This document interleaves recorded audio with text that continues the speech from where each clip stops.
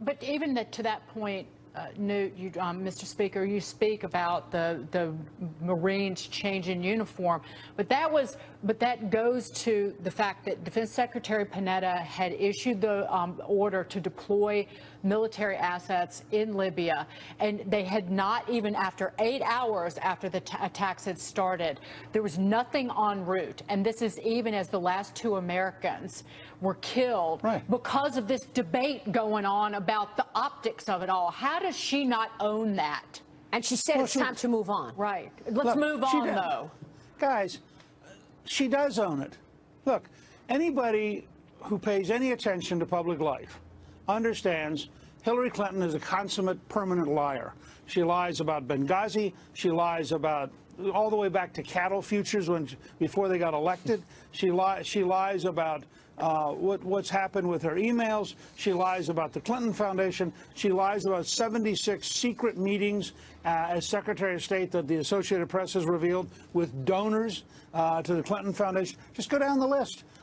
What people have to decide is it acceptable to have a commander-in-chief who is routinely willing to lie, including lying to the families of those who were killed about what the problem was in Benghazi, which she did. The families have said flatly she lied to us while we were in mourning. Now, if that's acceptable behavior, people ought to vote for Hillary Clinton because that's what they're going to get. I mean, the fact that she's been able to continue her career despite all of this lying, do you think they'll ever care? Do you think they'll start to care more? Or what's it going to take? Her supporters don't care. Right.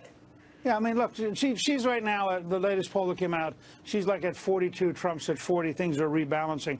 Now, the fact is Hillary can't probably get much above 42%, and people in the national elite don't realize this yet. But one of the lessons of Brexit, lesson, by the way, of the Iceland presidential race on Sunday, where an outside, totally unknown history teacher won the presidency against the traditional establishment. The lesson of Rome, where the first woman was elected in 2,800 years in the city's history. Wow. Got 65% as an outsider. Represents a reform party founded by a comedian.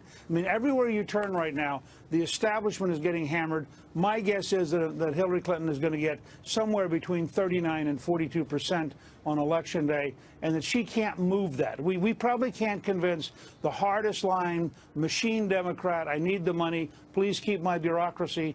Those folks are going to be for her because it's life and death for them. The rest of the country, I believe, is going to vote no on her. And if it's a referendum on Hillary Clinton, she will lose very badly on Election Day. Yeah, but somebody made a point to me yesterday saying there are 7 million more Democrats in the country than Republicans. I mean, in terms of the numbers, really? Well, when I was first running for office, Republicans, after Watergate, had dropped to 17% name ID. And 4 years later, Ronald Reagan scored the biggest, this is amazing, Jimmy Carter had the biggest electoral college defeat of any incumbent president in American history. Now, nobody would have believed Ronald Reagan was going to win on that scale. But what happened was, in the end, people said no. My good friend Sean Spicer at the Republican National Committee has a little sign that just says enough. And on the H on enough is the Hillary H, they said, has a downward arrow. And I think you can go through Benghazi, enough, get rid of Hillary. Secret emails, enough, get rid of Hillary. Corruption involving the Clinton Foundation, get rid of Hillary. I mean, enough can be applied to virtually every aspect of the Clinton campaign. Yeah, Darrell Issa the other day said the only people who can indict Hillary Clinton are the American people because this White House won't do it. By the way, Newt, when do you expect Donald Trump to announce his VP? Is it going to be before the convention or at the convention? My guess would be the Friday before the convention. I don't know, but my guess would be the Friday before the convention. You're on the hot list. That's what people tell me. Newt Gingrich, good to see you, sir. Thanks so much. Good to be with you. Former House Speaker there. The terrorist attack on another airport leaving many to question just where in the world is safe right now. The growing concerns here at home next. Then the media has a story for Hillary Clinton, and they seem to be sticking to it. Stuart Varney weighs in on how the New York Times could be sheltering the former Secretary of State. We're back in a moment.